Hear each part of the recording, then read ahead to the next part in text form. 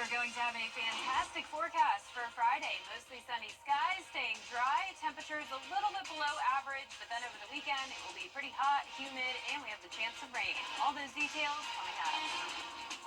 Right now on News Channel 6 and 7, the opioid crisis in Georgia, how state leaders plan to fix the drug problem.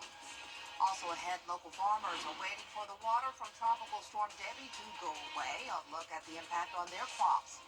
And the local program for children with autism expands its reach. We'll take you to the new location as your News at 7 starts now. Live from Television Park, this is WJBF News Channel 6 at 7. Good evening, everyone. You're watching News Channel 6 at 7. I'm Dee Griffin. Thanks so much for joining us. Coverage you can count on begins as overdoses have killed more than 650,000 people in the last 25 years in Georgia. Now, state leaders are looking for ways to fix the problem. Here's Atlanta Bureau Chief Arjit Seshadri. Georgia can count a 200% increase in opioid overdoses between 2010 and 2020.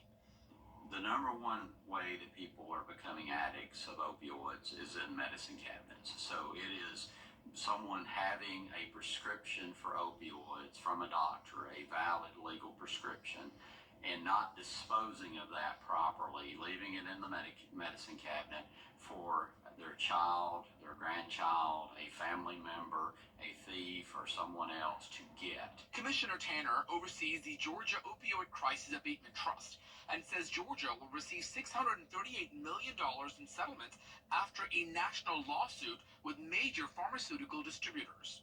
We want to have an emphasis on preventing someone from becoming addicted to an opioid to begin with. That's important. We also want to help people get to recovery. So we want to have recovery efforts. We want to have treatment efforts. We also want to have harm reduction. And if someone's actively in addiction, we want to try to reduce the harm they're doing to themselves or their community. The commissioner says drug overdoses on meth, cocaine, heroin, and fentanyl simply start from an injury prescription and then can spiral out of control. I think lawmakers being able to keep focused on where can we implement laws and policy changes that will help prevent opioid addiction from occurring to start with is going to be important, but also making it easier for people to get into treatment, to stay in treatment, and making sure that we have the ability to build the facilities that we need in the state to treat individuals who find themselves addicted to opioids. Georgia's Attorney General Chris Carr says treatment and recovery services are the key to solving the opioid crisis in the state.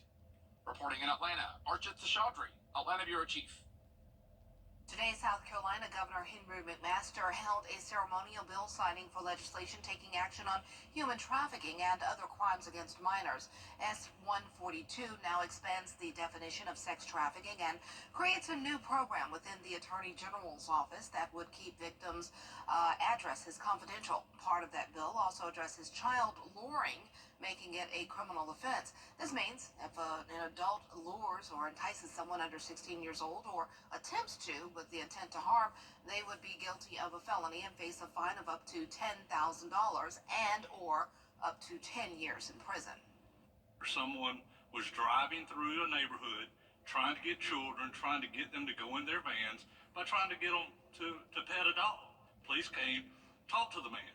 Unfortunately, they couldn't charge the man with anything until he shut the door, because it was not against the law to have a child pet a dog. It's only against law once they shut that door. So every year we've been filing this bill. Thank goodness we were able to finally get it across the finish line this year. Also under this bill, if a person was under duress or coerced into committing offenses while they were a victim of human trafficking, they would be protected and their record could be expunged.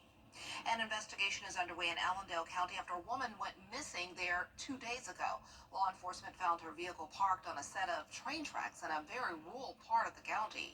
According to the Allendale Sheriff's Office, 27-year-old Jessica Rapsis lives in Jacksonville, Florida, It's not clear why she was in the Allendale area, but authorities say they found her vehicle on railroad tracks in northwestern Allendale County near the community of Martin. Now, when her vehicle was found, they say it was still warm but had been sitting for a while. A search party, including a helicopter, a local dog team, and help crews from Savannah Riverside, currently out looking for any clues they can find about Rapsis's whereabouts or what might have happened. Well, it's time now for a first look at our weather with Chief Meteorologist Jenna Petronti, who's joining us now, and a nice into a pretty nice day. Yeah, it's been really nice all week long. We did start out the week pretty hot and humid, but still haven't really had to deal with the extreme heat for a little while now. And we're definitely ending the week on a cooler note. You may have noticed the upper 60s this morning, and that'll be the case tomorrow morning as well. Right now on satellite and radar, certainly not seeing any rain, but we do have some clouds passing by. As we zoom out here, notice all of Georgia and South Carolina dry thanks to high pressure. Out towards the west, a little bit more moisture around ahead of a cold front with scattered showers and storms around Mississippi down to Louisiana. For us, we're going to stay quiet tonight, upper 80s to mid 80s at the moment, 85 in Augusta, 87 in Thompson, Aiken at 84, 87 in Swainsboro, Wrightsville 88, and 89 degrees in Lincolnton. Our dew points were much lower today. We're still at 63 in Augusta, 64 in Aiken, so that high pressure is bringing in the drier air, and in return, the heat index is not an issue today, feeling no hotter than around 90 degrees, so we'll take it. Winds coming in from the southeast, 5 miles per hour in Aiken, just 3 in Augusta, 4 in Sandersville, and 7 in Wrightsville. So pretty calm conditions, looking great for the baseball game tonight. Terry Lambert Hyundai Skyview cam showing that at SRP Park. The first pitch happened just now, 7:05. Fayetteville Woodpeckers in town once again tonight. Temperatures will be in the 80s over the next couple of hours. Partly cloudy. East-southeast wind up to 5 miles per hour. We'll dip down into the upper 70s by 9 o'clock and will be mostly clear. So over the next couple of days, we are still staying pretty much normal with our typical summertime temperatures in the low 90s, but we will start to see a chance of rain this weekend. So I'll break down all those details coming up. But back to you, Dave. All right, thanks so much. We'll see you then. Recovery efforts continue in Screven County following Tropical Storm Debbie. Local farmers are at a loss due to massive flooding, but that's not the only major obstacle they're facing. Graham Lee reports. The Peach State is currently the #1 supplier of peanuts in the country and the #2 supplier for cotton. But the storm damage is only adding to the challenges coming to farmers growing those crops. I've lived here all my life, and I hadn't seen this field. This usually doesn't happen. This is a 100-year event. Stuart Boykin grows peanuts, cotton, corn, and wheat on his land. But he says his crop saw close to 16 inches of rain thanks to Debbie last week. Add that on top of sky-high supply costs and low commodity costs, and it makes for what he's calling a perfect storm. Our commodities that we're growing have lost about 40% of their value in the last 6 months. Where we were selling cotton for $1 last fall, or 85 or 90 cents, it's down to just in the mid-60s now. Lindy Shepard is dealing with the same problems, but the only difference is his crop suffered from a major washout from the storm. It's a real inconvenience. It washed through my field, and we have to go around the wash to get to the part that's stranded, the crop that's stranded, and we have to be careful with our equipment, not to tear our equipment up. So, and at some point, we've got to have it repaired. County officials say while they're working to assess the total damage, they're also prioritizing getting farmers the help they need. When it's right in the middle of the growing season like this, it's more difficult to quantify the exact percentage lost or exact pounds per acre. But the extension system with the University of Georgia, Georgia Department of Ag, we all work very closely in trying to make sure that farmers are educated on the resources available. We're lucky to have some really good representatives in our area, John Burns and Max Burns, and we're gonna need all the help we can get. The harvesting season is just around the corner, and farmers say they're doing all they can to get ready. In Sylvania, Graham Lee, WJBF, News Channel 6. An update now on the construction of Westmont Elementary School in Columbia County. The building will not be complete in time for school tomorrow. Students will report to the Columbia County School Support Department complex on Riverwatch Parkway. For the traffic plan for tomorrow's drop-off, go to this story on WJBF.com. A clinic for young children with autism is celebrating its newest location in Augusta. Able Kids provide support and health services to children ages 2 to 6 who are diagnosed with autism spectrum disorder. The goal is to provide the skills they need before starting school. Well, today a ribbon cutting was held at the opening of their 8th location on Broad Street. This means so much. When we first started all the way back in 2016 with that first location in Augusta, our thought was that we would, be able to serve some of the population that needed these services. And it turns out the demand was just overwhelming and there was not enough supply for it. So we kept slowly growing and growing. And this is now our 8th location in Augusta and our 20th location overall. We've expanded into Atlanta, Savannah, Columbia, Greenville, and Charlotte.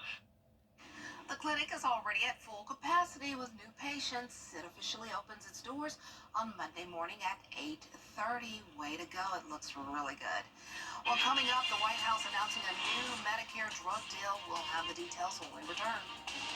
Hey, everyone. I'm John Crow with your Cash 3, Cash 4. And we are having a nice end to the work week. Very quiet weather. Similar forecast for Friday. And then over the weekend, heating up just a tad. You'll notice the higher humidity and some chances of rain. I'll have a look at the Futurecast, a full 10-day forecast when we return. Of course, Francis. Now, your most accurate forecast with WJBF Live 5/6. Welcome back. It's been a lovely day, especially in some of our southwestern counties. That's where we've had the most sunshine. You can see that now here in Swainsboro and Emmanuel County, seeing around one cloud out there. That's about it. Temperatures have been great today, mid-80s. Feeling more like early to mid-September, you could say. Definitely not a typical August day, especially because the humidity's been lower. Right now at 48%, dew points in the low 60s. Mid to upper 80s across the board. We did have a couple places make it to the 90-degree mark today, but now we're all below that. 82 in McCormick, 87 in Sparta. Aiken, you're at 84 degrees, 86 in Allendale, and 85 in Millen. As for Live Viper 6, not a drop of rain all day long. No rain near us at all. And you can see our drought monitor came out today. That's always exciting news. And you can see we finally have a lot of improvement. So earlier this summer, we were in the 3rd phase of drought in several CSRA counties. But as you probably guessed, Hurricane Debbie, which then impacted us as Tropical Storm Debbie, definitely took care of that drought, especially in our southern line counties. Places like northern McCormick and Saluda County still have some dry conditions, but nothing too serious. The rainfall amounts for the month of August are now already up to almost 3 inches, when on average we have around 4.5 by the end of the month. It's going to be a mostly dry next several days, but it's definitely possible we'll get right around to that average by the end of the month. Best chance of rain will be this weekend, 40% chance of it. Tomorrow, though, no rain at all. Mostly sunny and dry. Upper 60s in the morning, climbing to around 90 degrees, and it will be a perfect night for some high school football. Harlem versus Greenbrier starting out at 85. Mostly clear skies, low 80s by the time of the game ending, but low of 69. So that'll be the temperature by Saturday morning. Back to the low 70s on Sunday morning, a little bit warmer, but then upper 60s continue into next week as well. Let's go talk about the rain now. Let's jump ahead to Friday at 10 p.m. because there's not going to be any rain until then. You can see we have this line of scattered showers and storms. Looks a little daunting, but because of that big blue H, we have plenty of dry air in place. So notice this line just sort of falls apart by the time it moves into the CSRA. Now, possibly a stray shower or two overnight into Saturday morning, but that's about it. Most of your weekend actually looks a-okay for any outdoor plans. This rain won't come in until late Saturday night. So there's 10 o'clock. We have that front approaching us, so increased moisture, southwest wind ahead of it.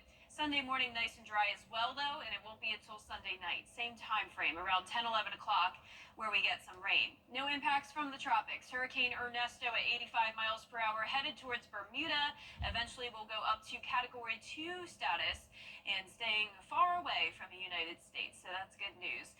Our low temperatures tonight will be in the upper 60s. Highs tomorrow will be in the low 90s. And your 10-day forecast looks pretty nice over the next several days. Once again, highest chance of rain will be this weekend, and then next week, just around the 10 to 20% chance with mostly upper 80s. Now back to you, Dee. All right, thanks so much. Hurricane season runs through the end of November, and emergency management leaders advise keeping sandbags on hand for the duration of the storm season. Wet sandbags risk collecting mold, especially in hot and humid conditions. So if the sandbags did not come into contact with any floodwater, they can be reused or stored safely in a dry place. Keeping them outside in the sun, however, could create tears or bacterial growth in the sand. Let's keep them inside a garage, keep them inside a shed. Don't leave them out in the elements for the sun to start baking them. Keep them covered if you have to keep them out there just so that the bags won't deteriorate. But they'll get you through the season, at least. If you do not wish to keep them, it is recommended that you spread the sand on your lawn or landscape beds and then recycle the bag or just throw it in the garbage. A convicted murderer on the loose in North Carolina since Tuesday, and now authorities have raised the reward for information, asking for the public's help in tracking down the escaped prisoner. I'm Rena Roy, and I'll have the latest coming up. It doesn't get any bigger. Hunt for an escaped killer now in its third day in North Carolina. Authorities raising the reward to $50,000 for information leading to Ramon Alston's capture after he bolted from a medical transport vehicle on his way to an appointment Tuesday morning. An inmate has just ran from the hospital. 335 people from 19 agencies were deployed to search 1,300 acres in the first 24 hours, but investigators are now shifting course, suspending the ground operation, believing he's left the immediate area. They're now focusing on intelligence they're gathering. So I'll tell you that there are 2 leads we've got, and that's a teaser to the folks out there that know what's going on and know that they were involved in it. We know you, and we're coming for you. Alston got out of his leg restraints, but his handcuffs and waist chain were still on. The 2 guards who were there are now being questioned, though the Orange County Sheriff does not believe they were involved with the escape. Hopefully they can find him pretty quickly and, make sure that everything's in place and everybody's safe. Alston was serving a life sentence for killing 1-year-old Malia Williams in a random shooting in 2015. He's extremely cagey. He's extremely dangerous, and he has nothing to lose. Officials say if Alston is caught, he'll be charged with felony escape and moved to a maximum security prison. Rena Roy, ABC News, New York. Ready to develop more than a career?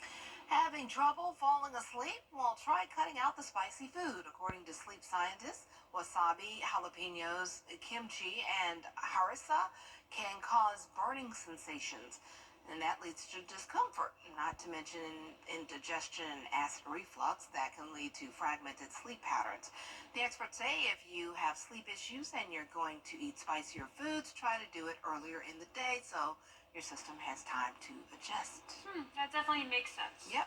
Well, our 10-day forecast showing mostly sunny conditions tomorrow, a dry day, upper 60s in the morning, low of 91. 93 over the weekend, 40% chance of rain and storms. Some of the storms could be strong with gusty winds, once again, mostly late at night on Saturday and Sunday. All right. Well, thanks so much for joining us. That's our time for now. We're always with you at WJBF.com. Entertainment Tonight is next.